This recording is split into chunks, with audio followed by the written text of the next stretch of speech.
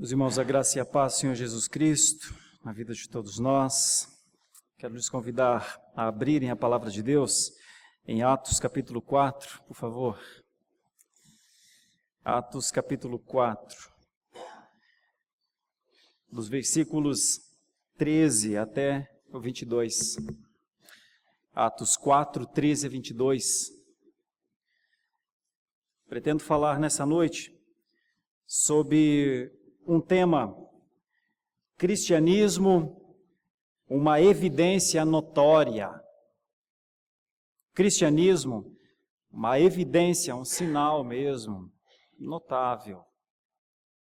O cristianismo como um fato realmente, absolutamente, surpreendentemente notório. E dividir esse tema em duas ideias. Primeiro, ele não pode ser negado, ainda que não seja reconhecido. E também que ele não pode ser calado, ainda que nem sempre seja ouvido. Leiamos o texto. Ao verem a intrepidez de Pedro e João, sabendo que eram homens iletrados e incultos, admiraram-se e reconheceram que haviam eles estado com Jesus. Vendo com eles o homem que fora curado, nada tinham que dizer em contrário. E mandando-os sair do sinédrio, consultavam entre si, dizendo: que faremos com estes homens? Pois, na verdade, é manifesto a todos os habitantes de Jerusalém que um sinal notório foi feito por eles, e não o podemos negar.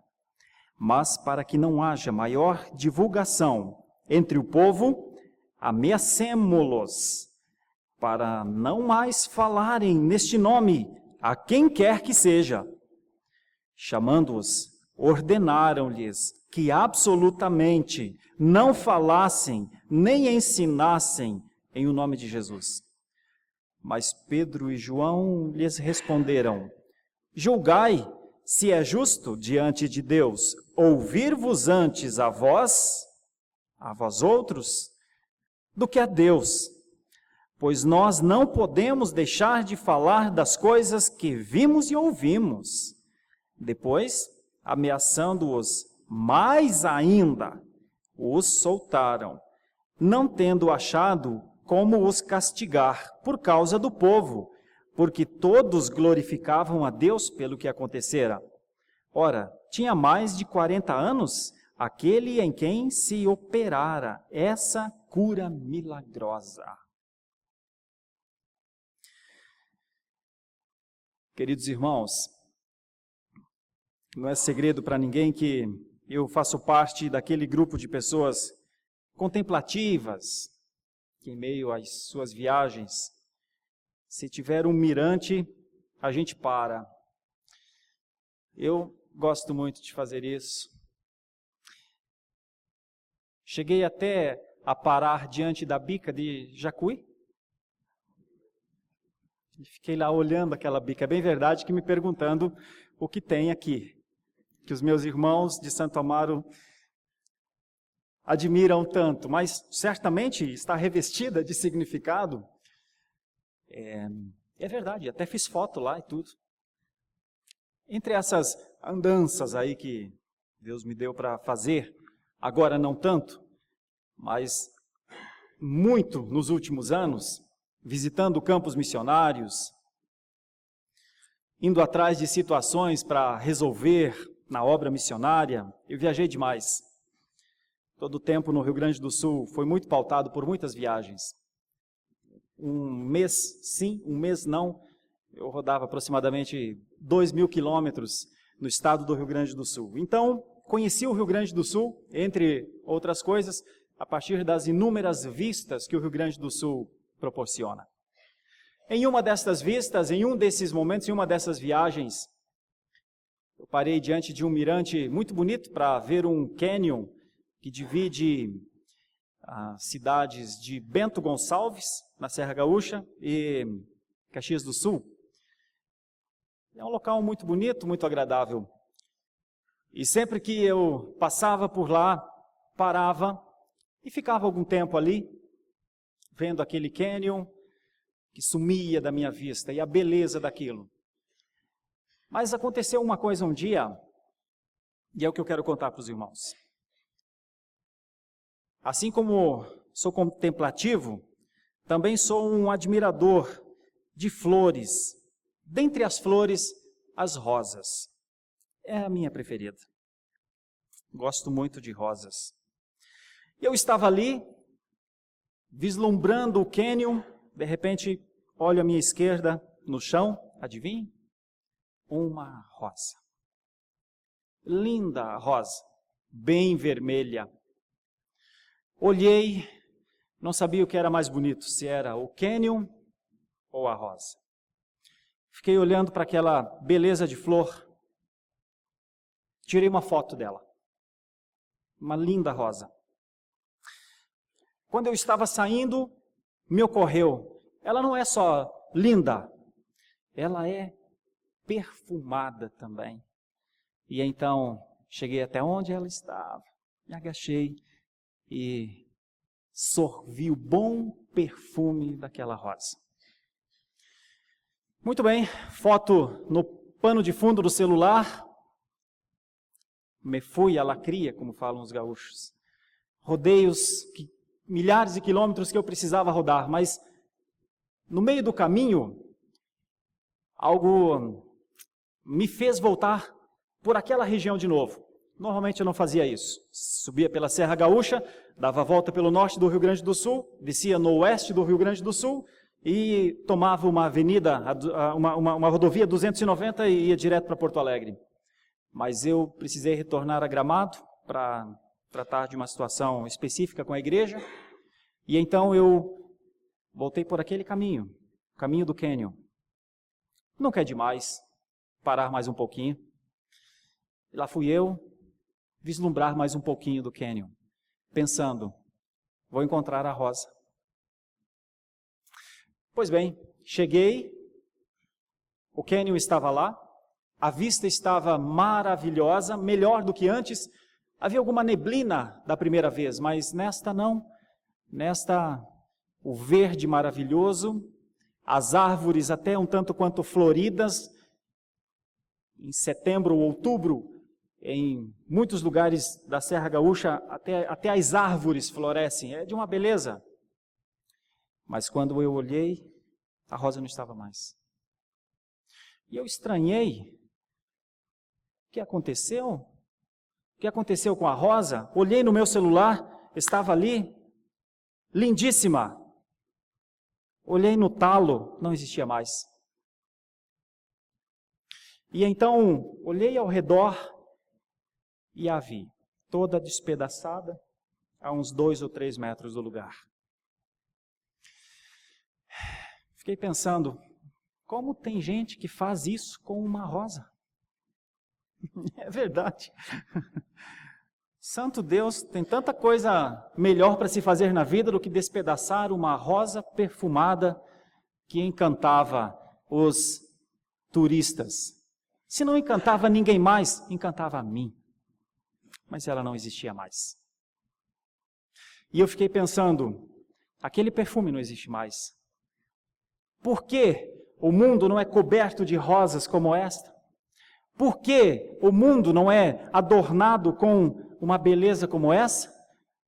Com uma fragrância como essa? Mas não existia mais. Tem um texto da Palavra de Deus em Cantares, você não precisa abrir, mas está escrito, eu sou a rosa de Saron, o lírio dos vales. Eu sou a rosa de Saron, o lírio dos vales. Não sei se você tem conhecimento de lírios, mas especificamente o lírio oriental é uma flor sui generis, altíssima, belíssima, ampla, talvez 25 centímetros mais ou menos, mas o que sustenta o lírio é um caule finíssimo, você desacredita que aquela flor é mantida por aquele caule. E então comecei a pensar, como teologar olhando uma flor, ou algumas flores. E veio à mente este versículo que diz, eu sou a rosa de Saron, eu sou o lírio dos vales. E fiquei pensando, como eu poderia fazer uma ligação de duas flores como estas, que a mim são admiráveis, com a igreja? Porque a fragrância daquela rosa não é a fragrância do mundo. Porque a beleza do lírio das planícies não é a beleza vista pela existência. Eles estão lá, em alguns lugares, praticamente escondidos. A rosa do mirante, eu vi em um dia, no outro dia não existia mais. O lírio dos vales permanece contra as leis da física, talvez, sustentado por um caule extremamente débil. E fiquei pensando, o que é que pode ser aplicado à nossa vida a partir de duas flores como estas? Aqui no texto, ouvindo a intrepidez de Pedro, sabendo que eram homens iletrados e incultos, ou seja, como é que esses homens têm este poder? Tanto é que a pergunta dos versículos anteriores, até o versículo 12, a pergunta-chave é, fala-nos com que poder fazes isto? Quem te sustenta? Em nome de quem operas estas maravilhas? E agora, ouvindo a intrepidez de Pedro e de João, homens sustentados não por forças que a liderança da época, seja da igreja, seja da política, seja da economia, o que fosse, pudesse ver. Apenas admiravam-se, diz o texto, e aceitavam que eles deveriam ter estado com Jesus. Vendo com eles o homem que fora curado, nada tinham que dizer em contrário. Então, eu quero pensar nessa primeira ideia. Se o tema é cristianismo, uma evidência notória, a primeira coisa que eu gostaria de pensar com os meus irmãos é que esse cristianismo, ele não pode ser negado, ainda que nem sempre seja entendido, ainda que nem sempre seja reconhecido, ainda que nem sempre seja temido, ainda que nem sempre seja valorizado, mas ele não pode ser negado. Porque o que sustenta o verdadeiro cristianismo não é o conhecimento que nós, os cristãos, desenvolvemos, e então isso vai se tornando uma blindagem com o passar do tempo. O que sustenta o cristianismo por 2000 anos é a graça que nem sempre é vista. É a graça que opera além da compreensão. E por conta do cristianismo ser essa evidência notória, ele existe, ninguém pode negá-lo, ele existe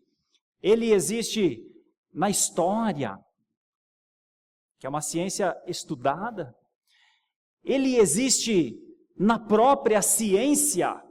Quanto mais a ciência estuda, mais ela vai ao encontro de uma beleza perfeita, mais ela vai ao encontro de um projeto, mais ela vai ao encontro de situações que a deixam admirada.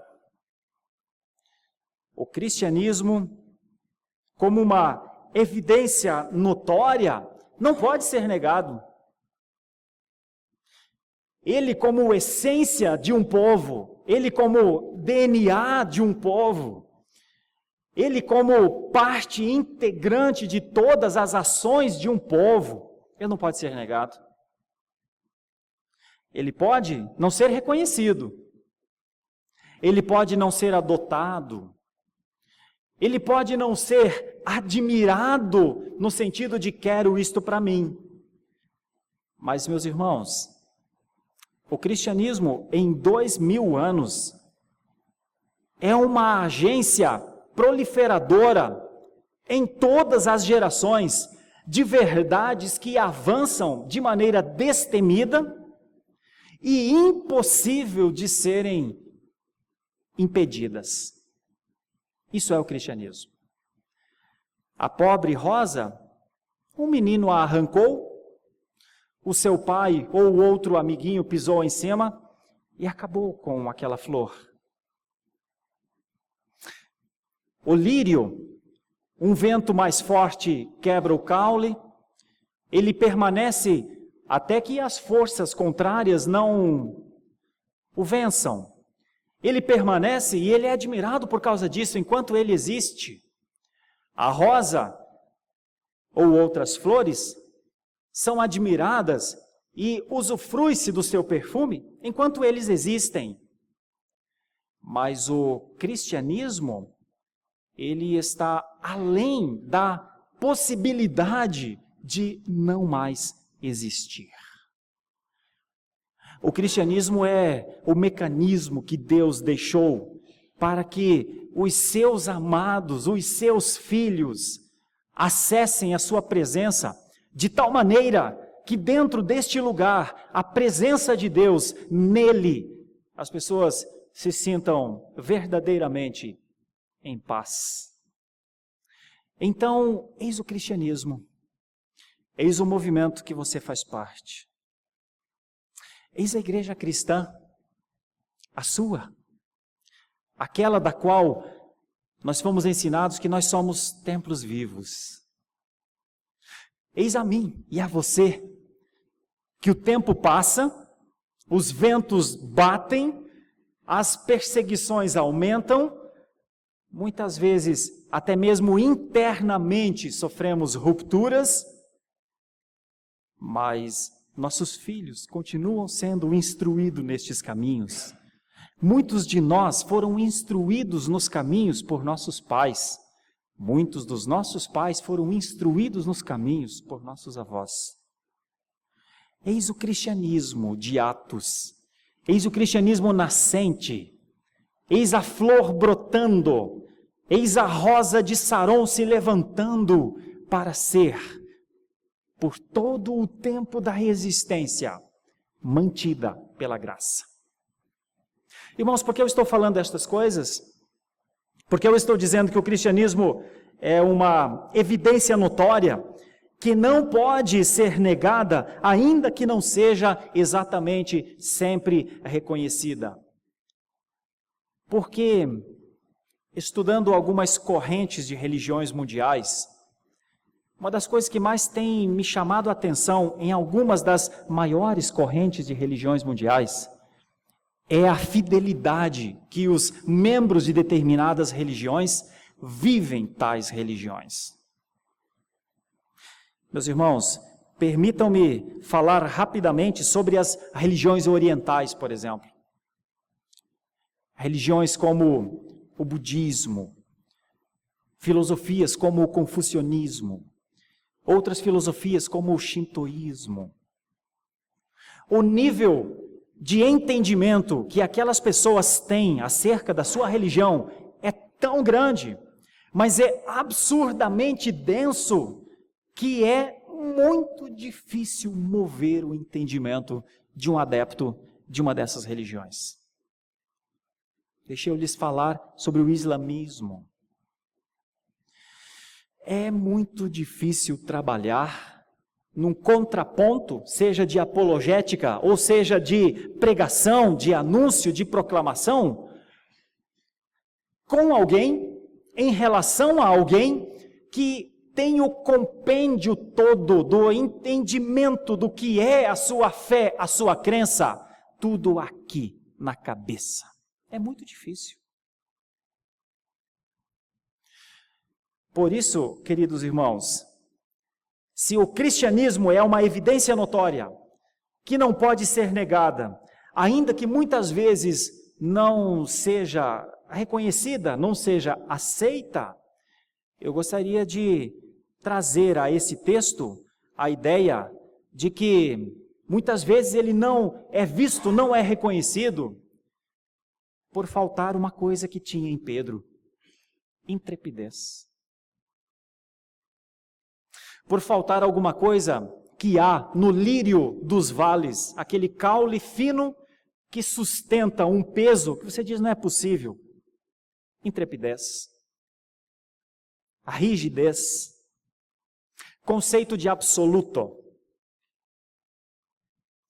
Eu gostaria de considerar com a Igreja Presbiteriana de Santo Amaro a sua defesa de fé, a sua profissão de fé. O seu momento, o nosso momento, em que um dia o líder dessa igreja, seja ele quem foi ao longo dos tempos, um dia conversando contigo, que se tornou membro dessa igreja, lhe comissionou para ser um cristão neste lugar. Eu gostaria de convidá-lo a lembrar daquele momento. Gostaria de convidá-lo a pensar nos propósitos que nos mantêm vivos até agora.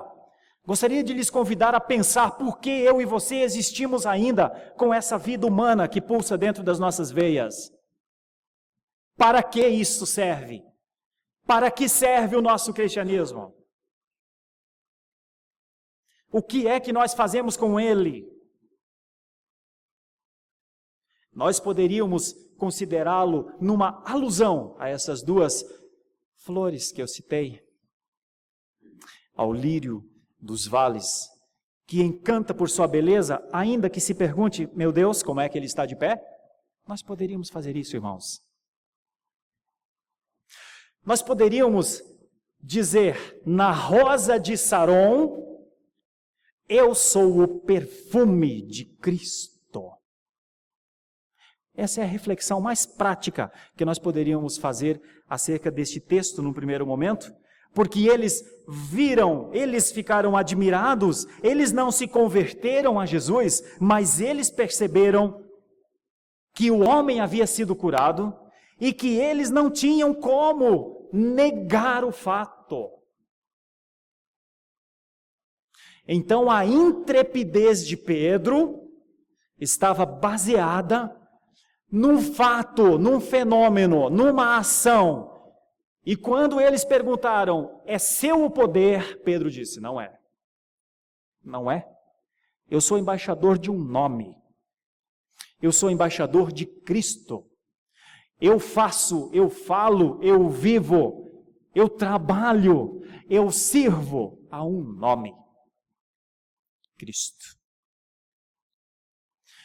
Então a primeira reflexão que eu gostaria de ter com os meus irmãos nessa noite é: se a nossa vida exala esse bom perfume, se a sua vida, meu irmão, minha querida irmã, exala este perfume, como semelhante àquela pobre rosa que eu estou contando a história curta da sua vida, como semelhante ao lírio dos vales de Cantares 2:1.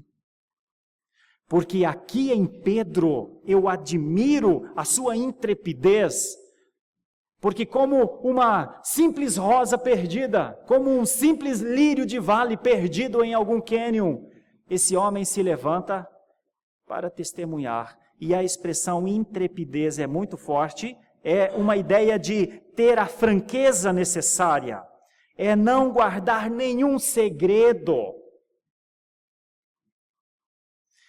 é expressar uma confiança aberta, destemida, uma coragem entusiástica e uma audácia, meus irmãos.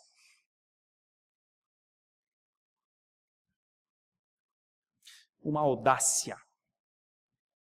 O cristianismo é a agenda da audácia, do destemor, da coragem, da sensatez, do posicionamento. O cristianismo é a agenda daqueles salvos, chamados para que a intrepidez seja uma das suas marcas. Eu sou um igrejista, um igrejeiro, minha vida é a igreja. O amor da minha vida, do meu trabalho é a igreja. Há 15 anos eu me alegro em ver a beleza da igreja, os propósitos da igreja, as nuances, os perfumes, os efeitos que ela produz, o que ela faz na vida das pessoas pelo simples fato de ser a igreja. Mas eu não posso negar, não posso me omitir, não posso deixar de considerar que nossa força como igreja é muito maior do que a colocada em prática. E temo que a palavra que nos assusta, que nos impede, seja a intrepidez. Nós fomos convidados a, com intrepidez, adentrar aos santos dos santos, vislumbrar a presença de Deus, adentrar com ousadia as áreas mais profundas da espiritualidade. Nós fomos convidados a estar com o Senhor, a viver com Ele, a ouvir das suas palavras, a amar as suas instruções. Nós somos um povo que tem leis, boas leis, as leis que um pai amoroso dá aos seus filhos, para que eles andem naqueles caminhos. Nós fomos ensinados por Deus a não viver na idolatria. Nós fomos ensinados por Deus a não ter inveja das pessoas. Nós fomos ensinados por Deus a não tomar o seu santo nome em áreas, em coisas que ele não deveria ser usado. Nós fomos ensinados por Deus a não morrer trabalhando, mas a descansar e dar glória no dia de descanso, porque o Senhor Jesus é o descanso que aquele mandamento está apontando.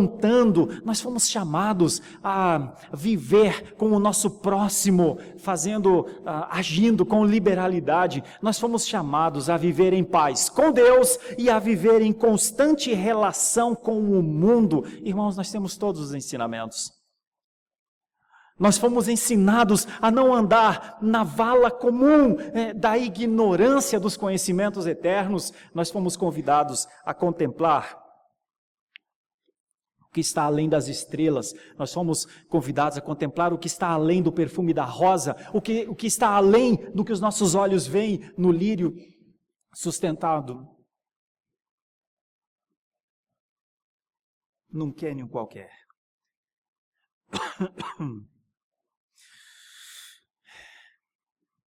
Estudando essas inúmeras religiões, me ocorre que talvez nós tenhamos ainda um longo caminho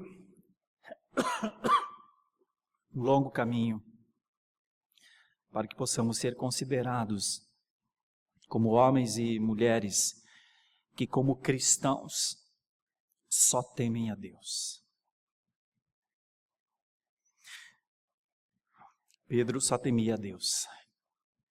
Pedro, ao viver essa experiência, ao perceber que eles não poderiam negar o que tinha acontecido, faz parte ou é uma das grandes colunas históricas do cristianismo. O que nós podemos aprender com Pedro?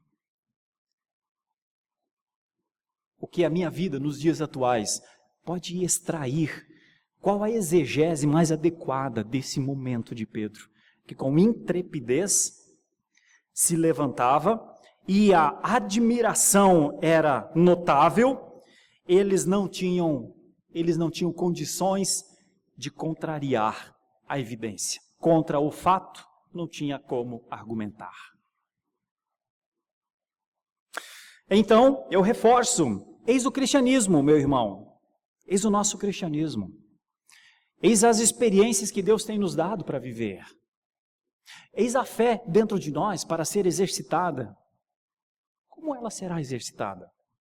Ela será exercitada como uma rosa que perfuma, como um lírio que se sustenta contra as leis da termodinâmica? Ou não? Agora veja a segunda ideia, porque a partir dessa constatação, eles não poderiam negar o que aconteceu, ainda que não reconhecessem isso, ainda que não aceitassem o que Pedro disse. A cura do coxo é só um sinal que aponta para o Salvador, que salva ou condena. Isso estava relacionado à vida deles também. Mas eles ficam confusos. E o versículo 15 mostra que eles precisam pensar melhor.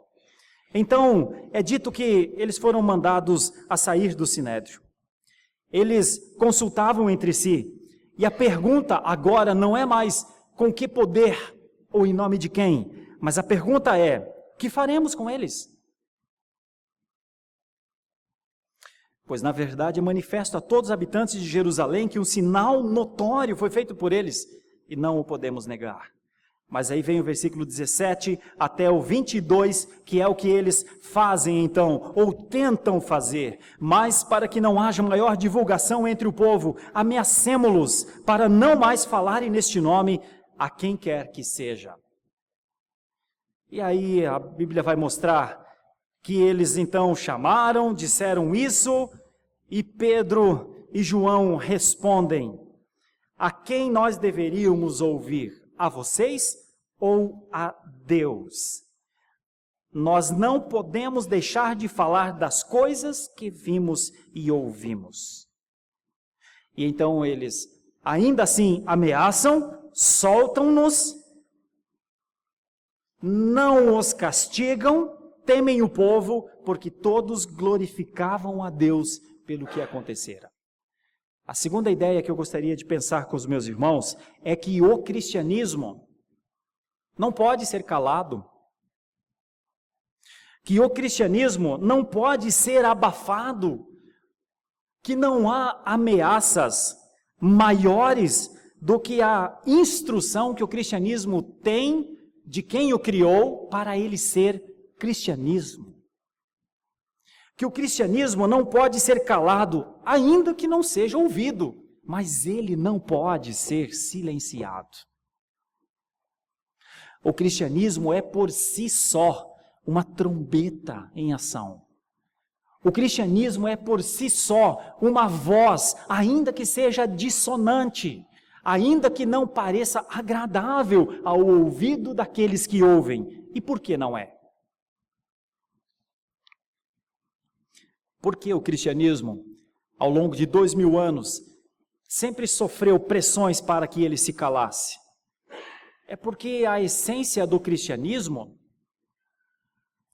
ela é perfume de Cristo, perfume de Jesus Cristo, para os que são dele, e cheiro de morte para os outros. Você sabe por que é que o cristianismo sempre será combatido? Porque ele anuncia morte também.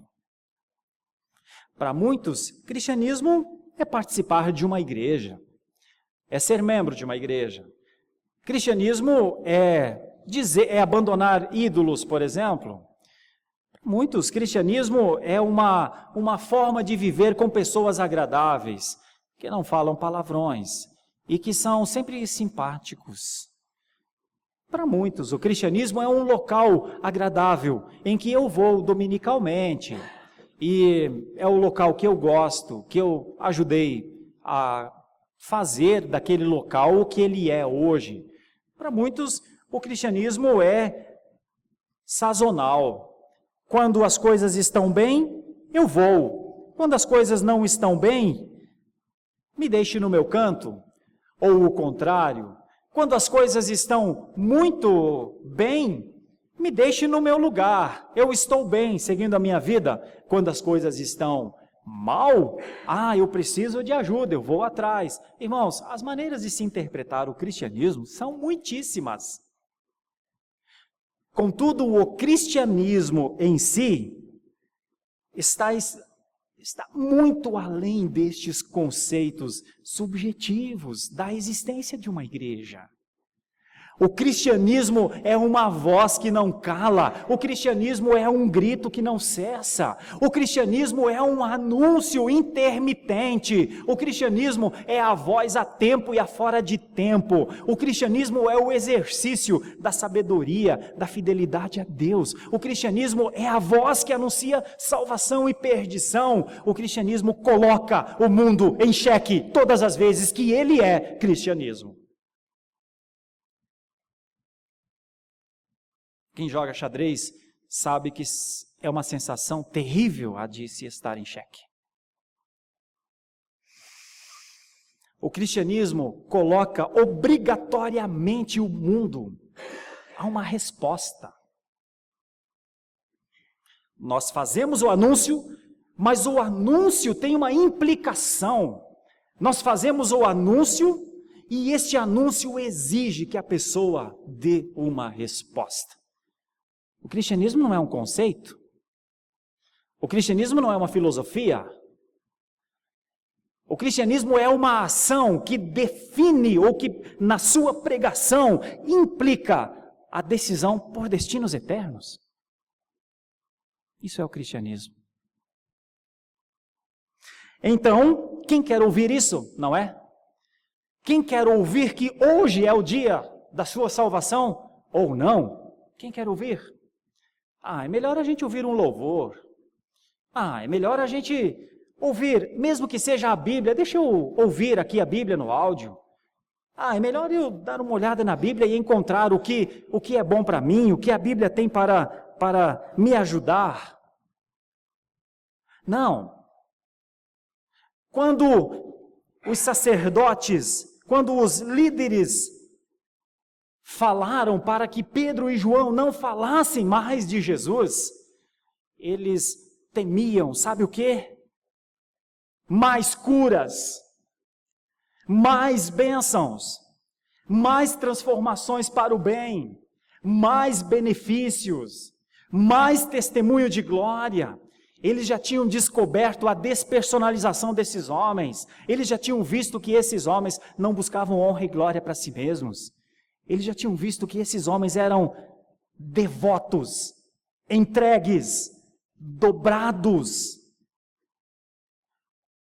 àquele que eles haviam matado, a Jesus de Nazaré. Meus irmãos, se nossos corações fossem dobrados, devotos, entregues ao Jesus de Nazaré. Meus irmãos, se a nossa voz se levantasse para dizer, no nome de Jesus, eu lhes apresento vida ou morte, escolham a vida, porque ao não perceber a vida, vocês morrerão. As pessoas colocariam as mãos nos ouvidos e diriam, não fala mais, não fala mais. Fala de amor, fala de coisas boas, só que o cristianismo vivo, enquanto cristianismo, sempre apresentará vida e morte. Sempre apresentará um nome sobre os nomes. Sempre apresentará alguém que está acima do orgulho, da vitória, da soberba, da satisfação e da realização humana. E todas as vezes que o cristianismo é anunciado, precisa existir uma destronização. Precisa existir um abandono de quem comanda a vida. E é por isso que o mundo diz, não nos fale disso. Não nos fale deste Jesus. Não nos fale deste que nos obriga a algo que o nosso coração não quer. Por isso, meus irmãos, o cristianismo trabalha dentro do que a teologia reformada chama de depravação total. Nós trabalhamos num conceito dominante de dor nos ouvidos quando se fala de salvação. E então, todas as formas são usadas para, não fale. Olha, aqui no trabalho não pode falar não. Não pode falar de religião, não pode falar de nada. Até mesmo quando vamos trabalhar em ações sociais, em trabalhos nas instituições, uma das primeiras coisas que os líderes dizem é, olha, aqui não pode falar de igreja não, aqui não pode falar das coisas espirituais profundas, não. Faz uma oração, leia alguns textos bíblicos, mas aqui não se pode fazer nenhum tipo de doutrinação. Meus irmãos, em todo e qualquer lugar, todas as coisas são lícitas, tudo pode, mas se a igreja levantar a sua voz, se a igreja se posicionar, se a igreja falar que nós vivemos num tempo de alta impiedade, as pessoas se levantam e dizem: ímpios? Quem? Nós? Quem são vocês, igreja, para falar isso? Em qualquer momento que a igreja levantar a sua voz, sempre terá 3 ou 4 para tentar calá-la. Sabe como é que eu vejo isso? E quais são as grandes preocupações que eu tenho? É que o mundo talvez não esteja precisando fazer tanta força para calar a igreja. Não é estranho isso, irmãos? O que é que os fariseus, os saduceus e a liderança fez com Pedro? Parem de falar nesse nome. Ameaçam uma vez, ameaçam a segunda vez. O que é que lhes incomoda? O nome. Eles já não estão discutindo mais a cura do coxo. Incomoda o nome de Jesus. Incomoda o conceito, porque para nós, Jesus, para nós, é um nome, como se fosse um nome de batismo. Tem até pessoas com o nome Jesus no Ocidente. Só que o nome Jesus no ouvidinho do judeu é: Deus está salvando o seu povo dos seus pecados. Então eles dizem: parem de falar que Deus está salvando o seu povo dos seus pecados. Parem de falar que Deus está operando numa dimensão que nós, a igreja, não está percebendo. Notem, é isso que eles estão dizendo. Calem-se. Mas a reação de Pedro é para nossa reflexão. Pedro diz: se coloque no meu lugar. Vou parafrasear, para justificar. 3 anos andando com esse homem. Chamado do meu ambiente de pesca. Dito que eu seria pescador de homens. Andei com ele. Estive no Monte da Transfiguração. Vi a transfiguração. João estava junto. Se coloque no meu lugar. Se coloque no meu lugar. Eu estava em um barco. Fazia vento muito forte. Depois dele ter feito uma multiplicação absurda de pães e peixes na planície. Se coloque no meu lugar, fariseus, saduceus. Nós estávamos no barco, noite alta, 3ª vigília da noite. Olhamos ao largo, um homem vinha caminhando. Vocês sabem quem era esse homem? É esse nome que eu estou falando. Andava por sobre as águas. Se coloque no meu lugar. Ele me chamou para andar sobre as águas. Eu andei. Se coloque no meu lugar. Quando eu naufragava, me tomou pela mão. O lugar onde ele estava, a água era dura aos seus pés. E então ele me carrega até o acesso, até o barco. Se coloque no meu lugar, vocês que querem que eu pare de falar desse nome. Depois que ele foi morto, depois que nós ficamos sozinhos, nos falaram que ele havia ressuscitado. Nos chamaram para um determinado lugar. Eu havia negado esse homem. Ele disse para que eu fosse de novo me encontrar com ele. Quando eu cheguei, e por 2 vezes, eu ouvi. Se coloque no meu lugar. Se coloque no meu lugar. Eu estava com os meus amigos aqui, cansado, exausto. Tomamos nossas redes e eu os convidei. Minha gente, eu vou pescar, mas alguém quer vir comigo? E então fomos todos para o mar. Estávamos lá pescando, quando de repente olhamos à margem e um homem estava lá. Era ele, ressurreto. Eu saí correndo, saltei do barco. Assim que tive condição de colocar o pé no chão, avancei com todas as forças para chegar até onde ele estava. Ele me comissionou e ele disse: Pedro, tu me amas? E eu disse, sim, eu te amo. Mas tu me amas de verdade? Eu disse, sim, eu te amo. Pedro, me amas mesmo? E eu me entristeci, porque parecia que eu não estava amando. Porque eu o havia negado. E ele disse para mim, apacenta os meus cordeiros, pastorei as minhas ovelhas, cuida dos meus. Coloquem-se no meu lugar, mandem-me parar, digam que eu não posso, digam que eu tenho que voltar atrás, digam que são os saduceus, que são os fariseus, que têm autoridade sobre a minha vida, coloquem-se no meu lugar. E é por isso que Pedro diz essa frase tão forte, é que eu vi e ouvi. Poderia, porventura, parar, deixar de falar das coisas que vimos e ouvimos. Essa é a experiência de Pedro. Essa é sua marca. Andou com Jesus. É discípulo de Jesus. A pergunta que eu faria, procurando aplicar isso aos nossos dias, é: os discípulos de Jesus, porventura, serão calados? Os discípulos de Jesus, os que o conhecem, aqueles que devem a Ele suas vidas e tudo o que há, a sua eternidade, aqueles que devem a esse Jesus a sua existência, aqueles que devem a esse Jesus o benefício do amor eterno, aqueles que devem a esse Cristo a honra devida ao seu nome, aqueles que foram agraciados com uma graça incomparável, inconquistável, aqueles que só vivem porque agora vivem, se movem e existem no nome do Filho de Deus, seriam calados? Eu teria que dizer que o discípulo de Jesus nunca se cala. Talvez o cristão em si, algumas vezes chamado de crente, se cale. Eu tenho que admitir isso. As provas são tão fortes nessa direção.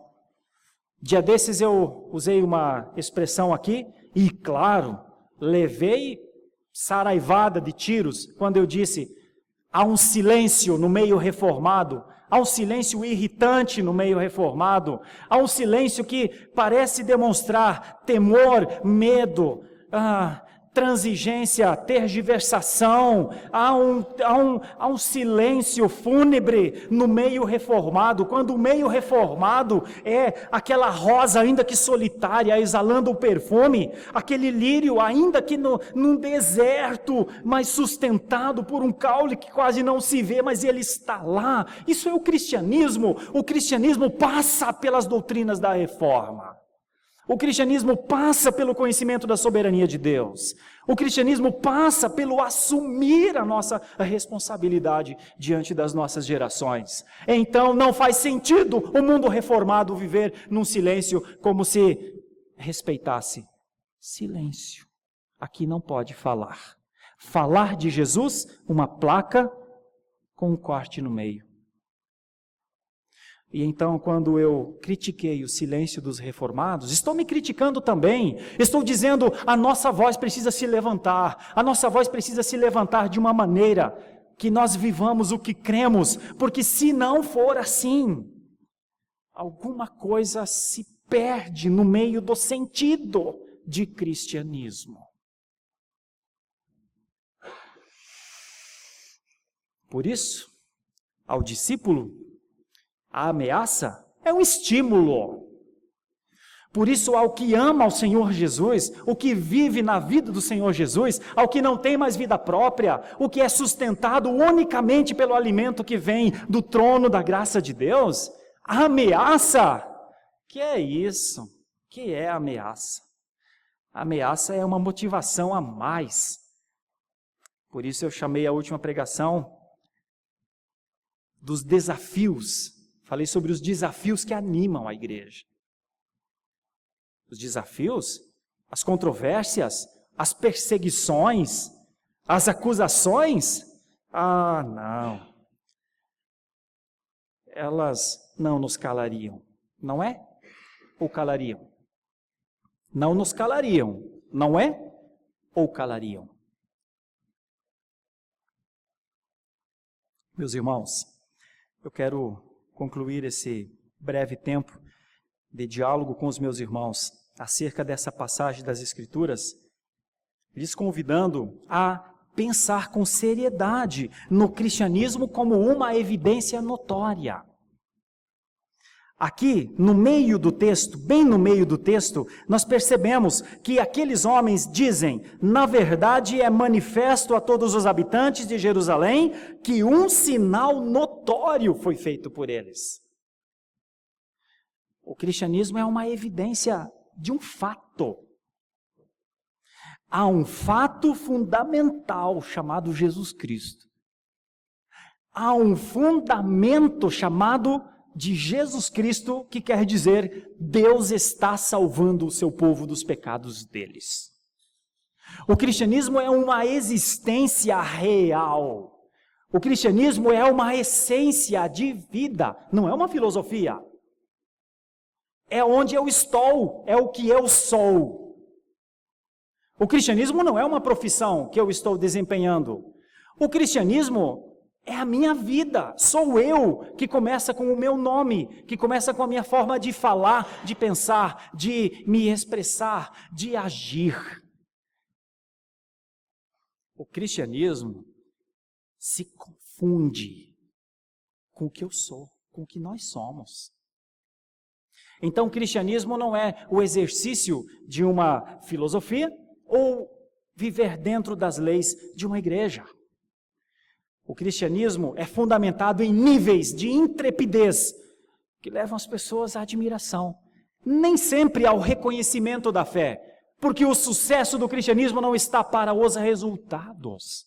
O sucesso do cristianismo está para a obediência à ordem. Esse é o sucesso do cristianismo. Essa é a vitória do cristianismo. É perseverar, é se manter, é não se dobrar. Essa é a vitória do cristianismo. Mas não só não se dobrar no sentido de, não, crente eu sou até agora, já fazem 10 anos e eu não deixei de ser crente. Crente eu sou até agora, já fazem 30 anos e eu não me dobro, eu sou um crente. É mais do que isso, irmão querido? É muito mais do que isso. Me perdoe a franqueza. É muito além desse entendimento. O cristianismo é sim uma relevância às gerações. O cristianismo ainda quer transmitir as bênçãos da salvação às gerações. O cristianismo ainda quer e ainda irá se levantar, como tem feito até aqui, para que essa evidência notória gere nas gerações respostas. Negar, quem negaria ao cristianismo? Ainda que não o reconheçam. Calar, quem calaria o cristianismo? Ainda que não o ouçam. Tudo isso porque o nosso trabalho, o nosso serviço, a glória a ser dada e tudo aquilo que o cristianismo vier a fazer ainda ao longo dos tempos, ele o faz para o seu Deus. O cristianismo é uma prática das coisas de Deus. O cristianismo é a transmissão dos planos de Deus. O cristianismo é a esperança àqueles que já não têm mais esperança. Isso é o cristianismo. Eu quero finalizar lhe convidando a refletir se esse é o seu cristianismo. Se esse é o nosso cristianismo. Se o nosso cristianismo tem semelhança com o cristianismo primitivo. Se o nosso cristianismo se afina, está na sintonia do cristianismo da igreja primitiva. Gostaria de lhe convidar a refletir sobre a minha vida, a sua vida, a nossa vida agora, no século 21. Se a nossa vida é pautada, está sendo pautada pela intrepidez de Pedro, se ela está sendo pautada pela disposição, pela ousadia de Pedro. Gostaria de lhe convidar a refletir sobre o quanto eu e você nos envolvemos para valer com essa religião que nós chamamos cristianismo. Quando eu citei algumas religiões mundiais no começo, eu as tenho estudado. E acreditem, eu as tenho admirado. Eu tenho admirado como homens morrem por uma mentira. Eu tenho admirado como homens morrem por loucuras pregadas. Eu tenho ficado espantado lendo relatos de pessoas que ao longo do tempo entregaram suas vidas verdadeiramente por mentiras, por coisas que passou, já não existem mais. As próprias denominações já voltaram atrás e reconsideraram as suas práticas. Mas eles morreram por aquilo que acreditavam. E tenho refletido muito sobre isso, sobre a forma de viver o cristianismo na perspectiva do quanto nós cremos em Jesus. Hoje pela manhã, com a nossa classe de liderança, eu conversei um pouco sobre uma das grandes religiões mundiais. Um verdadeiro rolo compressor, um movimento de bloco que avança e que não depende de nada nem de ninguém. Eu falei do islamismo. O islamismo não depende de nada nem de ninguém para avançar. Ele avança e ele continua avançando e ele está avançando a uma velocidade surreal. E isso em muito por conta do compreendimento que todo muçulmano tem, que ele deve dar sua vida por Alá. É uma mentira, é um engano. Nenhum muçulmano deveria dar a sua vida dessa maneira. Mas eles dão. A nós que temos o Salvador disposto, partido na mesa da comunhão, nos alimentamos dele numa evidência externa de uma fé que está dentro de nós. A nós que temos a promessa da vida eterna que passa por ele. E então um dia nos assentaremos naquele lugar para todo sempre e tomaremos a ceia em estado de glória. A nós que temos as promessas de não conquistarmos isso por nossas forças, por atos, porque a graça é tanta que nós vamos a esse estado de glória unicamente por Jesus Cristo, nosso Salvador. Uma coisa só ele pediu que a gente ficasse fazendo discípulos, e nós não faríamos. Uma coisa só ele pede. Vocês não salvarão ninguém, não está sobre vocês a responsabilidade, não são vocês que serão considerados os salvadores.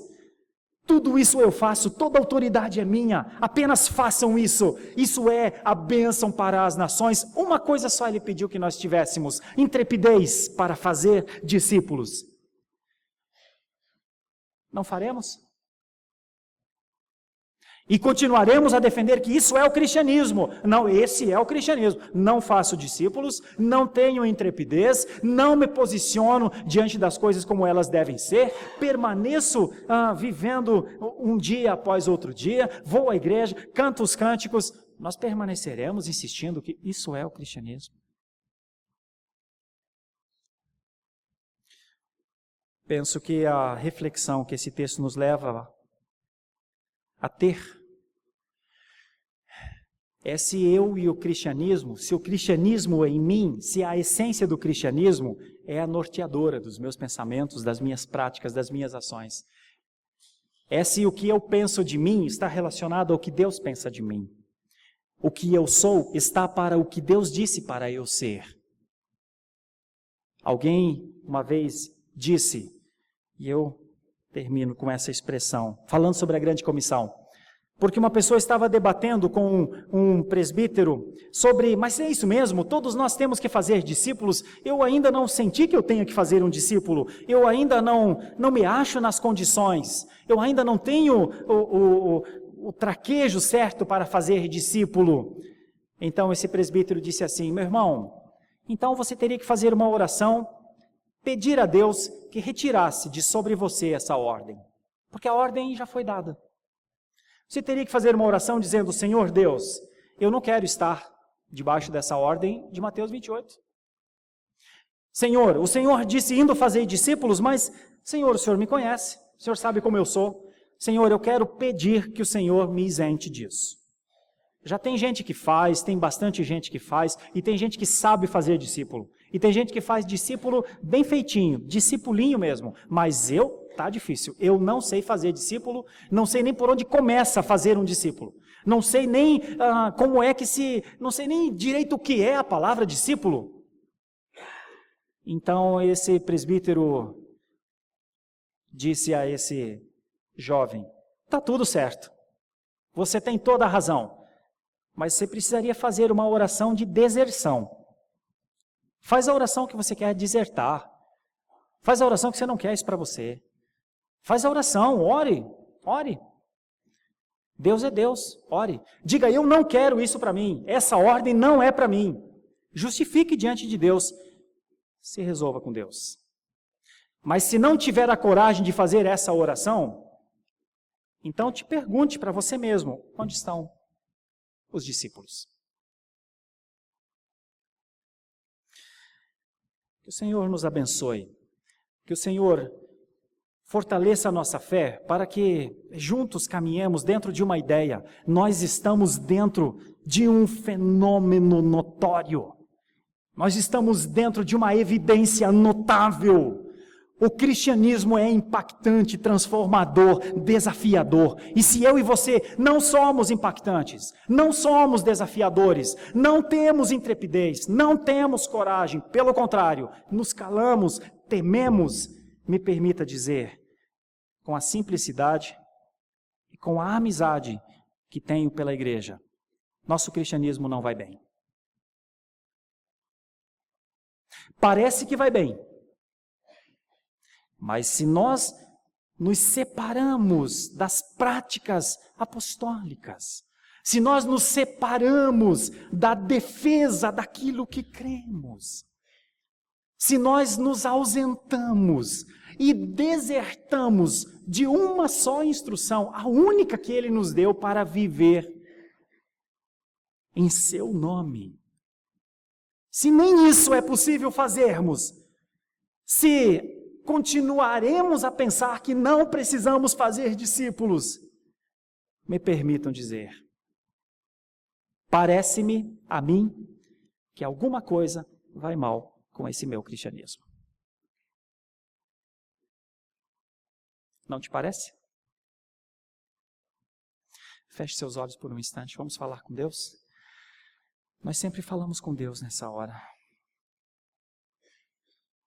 O que é que, como instituição histórica, como essa nossa aqui, de 54 anos de vida, e eu, nesse momento, servo de vocês, pastor de vocês, meus irmãos pastores, servos de vocês que estão aqui, nossos irmãos presbíteros, servos de vocês que estão aqui, nossos irmãos diáconos, servos de vocês que estão aqui, e vocês, a igreja, a noiva de Cristo, o corpo vivo de Cristo, o que é que nós juntos poderíamos dizer acerca deste fenômeno, desta evidência notória que é o cristianismo, na qual estamos dentro? Como nós poderíamos falar? Como nós poderíamos propagar?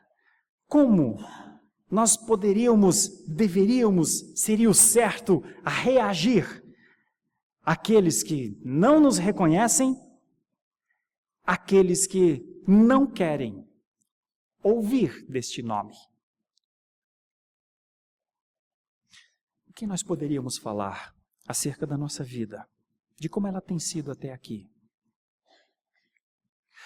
Senhor, eu quero assim, nessa oração, junto com os meus irmãos desta igreja, da nossa igreja, pensar sobre a nossa prática de fé, pensar diante do Senhor. Senhor, o Senhor está se agradando da forma como temos vivido? O que o Senhor diria acerca da vida cristã que eu, Sérgio, tenho vivido? O que o Senhor diria da vida cristã que o meu irmão, que a minha irmã tem vivido? Como o Senhor avaliaria o tempo que o Senhor tem nos dado para sermos cristãos? Como o Senhor avaliaria? Como o Senhor avaliaria as condições que o Senhor tem nos dado para o exercício da fidelidade? Como o Senhor nos avaliaria? Como o Senhor nos avaliaria as instruções de considerá-lo antes de tudo e de todas as coisas e te adorar, somente te adorar? Como o Senhor nos avaliaria no quesito adoração? Como o Senhor nos avaliaria no quesito comunhão, de vida com o meu irmão, com a minha irmã, considerando o outro superior a mim. Como o Senhor nos avaliaria? Como o Senhor nos avaliaria na nossa vida diante desta geração? Eu lhe pediria, avalie-nos, Senhor. Dê as notas, Senhor. Mostra-nos a nossa consciência. Mostra-nos isso. Ajuda-nos nesse processo que um dia fizemos uma profissão de fé para sermos alguma coisa, para sermos cristãos. E não nos deixes, como a rosa que um dia eu vi, ser arrancada e pisada, ou como o lírio que o vento mais forte quebra o caule e o derruba. Mantenha sobre nós a bênção da tua presença, como o Senhor disse que seria, porque o Senhor disse que estaria conosco todos os dias, até o fim dos tempos. Santo e eterno Deus, avalie nossas vidas, Senhor, e mostre às nossas consciências o que é possível fazer dentro deste movimento notório que é o cristianismo. Não nos deixes à margem, Senhor. Não seria bom para nós. Não faria bem a nossa caminhada espiritual. Não nos deixe à parte das grandes coisas que o Senhor tem a fazer com essa existência. É o que eu te pediria, Senhor, com perdão dos nossos pecados, humildemente diante do Senhor, buscando que a tua direção, que a tua voz nos conduzisse para verdadeiramente um cristianismo que adore ao Senhor e que testemunhe de ti, nosso Senhor. É a oração que fazemos nessa hora, em nome de Jesus. Amém.